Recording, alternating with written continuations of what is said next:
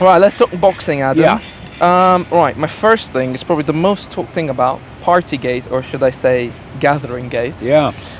Given the same thing happened against Joshua, I heard your thoughts. Like I said, they prepared the same way against Joshua. They had this gathering, to put it very politically.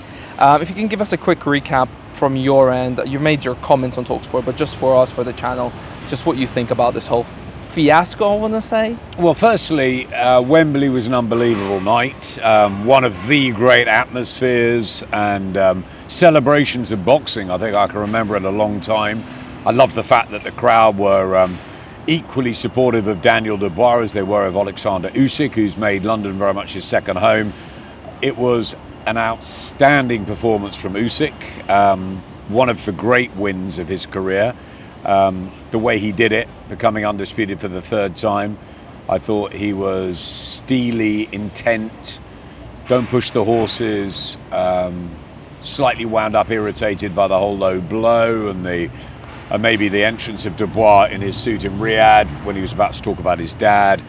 All of that, I think, just irritated him slightly. Maybe the fact that people were questioning his age at 38.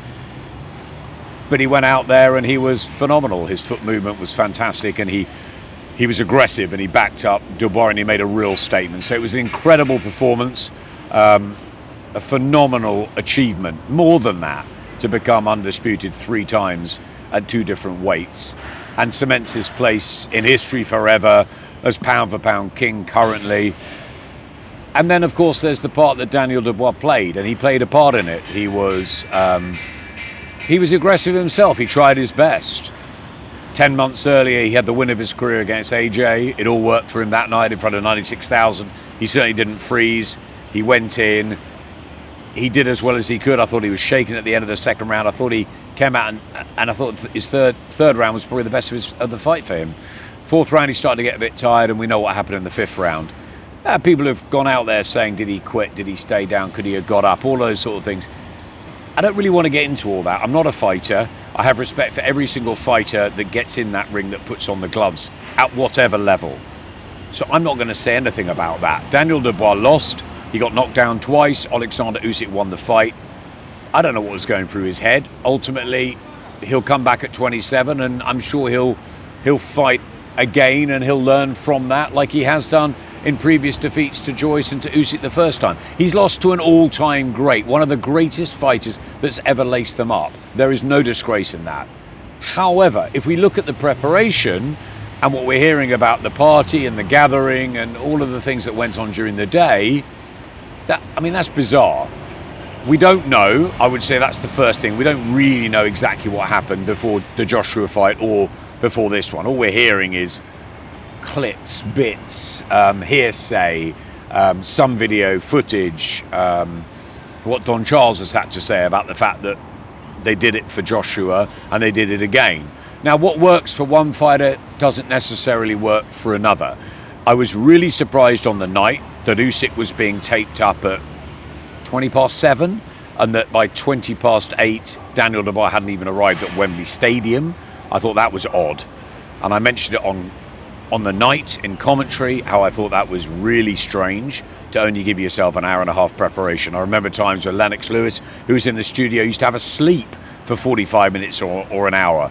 He used to get there 4 or 5 hours before sometimes, but each into their own. I don't know if it's better for Daniel Dubois to turn up, walk in. Certainly there were times, Andy, during the week where I thought he felt he wanted to fight there and then. On the Wednesday, on the Thursday, I thought he was sick of the media. He was going to provide chaos. He just wanted to fight. So everyone's different. If they had a big party on the day of the fight, it's not a great look. But more importantly, in my eyes, a fighter needs to be absolutely laser focused, and they have to be preparing themselves for the moment of battle. Again, however they do that is up to them, but 99% of fighters will want to do that quietly during the course of a day, and then maybe on the night get pumped up by music and people around them in the dressing room, or like Katie Taylor, have very few people in her dressing room, and it be quite a religious and quiet moments before they go in. So different fighters for different things, but I thought that whole party gathering, it sounds like COVID, doesn't it, what it actually was, was odd at the house. Not really the preparation I would have chosen. I'm not sure whether Don Charles probably would have done if it was just up to him.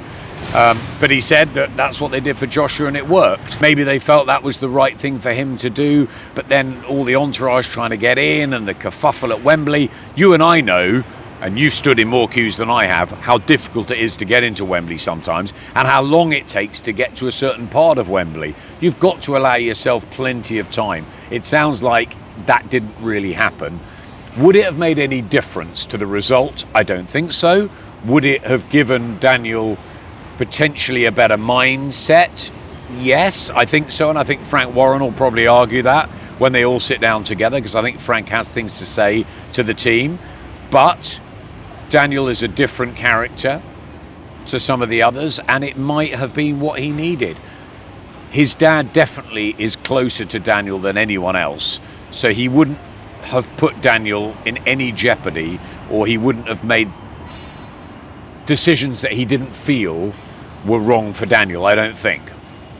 But looking back at it, it looks bizarre and it doesn't look good. To me, it feels like everyone's ducking responsibilities. Like Don Charles was questioned, he's like, it's not party, it's a gathering. No, but we did this against Joshua. Oh, well, I was there before Daniel arrived when he was questioned. When they questioned Frank the next day, Frank didn't say, yeah, I thought this was out of the ordinary. It's like, no, we'll have an internal conversation. It feels like everyone's trying to avoid responsibility. I think it's very difficult. I think Don Charles is in a hard situation.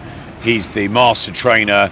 He's the one that's helped get Daniel back on track in the ring with Jarrell Miller, with Hrgovic, with Joshua, with the whole psychologically maturing him together, 25 to 27. We know the story. I think it's hard for Don.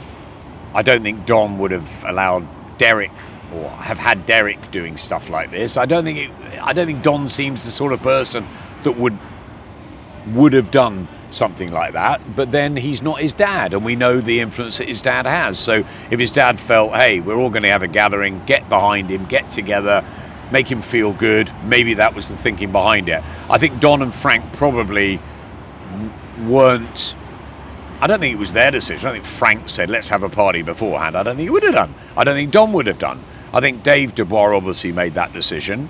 And that's what Frank and Don and Dave and Kieran and all the inner circle, Tony Pill and the others, will have to look at. I was quite surprised. I said to you on the day, Andy, how many people walked past me when the fight was over. The entourage was enormous. Mm-hmm. I said that to Tony Pill in the week. It had grown from about 10, 15 to about 100. Yeah. And I don't know quite who they were, some of them. Some of them I recognise were the family members or the likes of Tony or Ian Dubois or people that I know have been close to Daniel and to Don. And others, I had no idea who they were. So maybe Dave Dubois brought in people he felt were right. Maybe people just sort of got in off the back of it.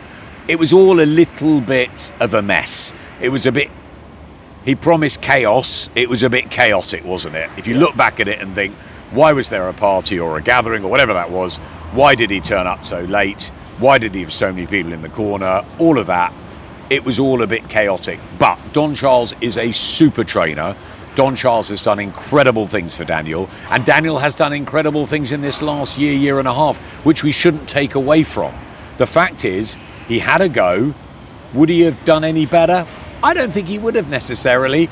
I think the plan was to double, to treble the jab, to back Usyk up aggressively. He didn't quite get that right, but I think Usyk didn't allow him to get it right. So I think you can play the fight over again and again and again, and Usyk would probably always have an answer. But the preparation, to me, wasn't ideal.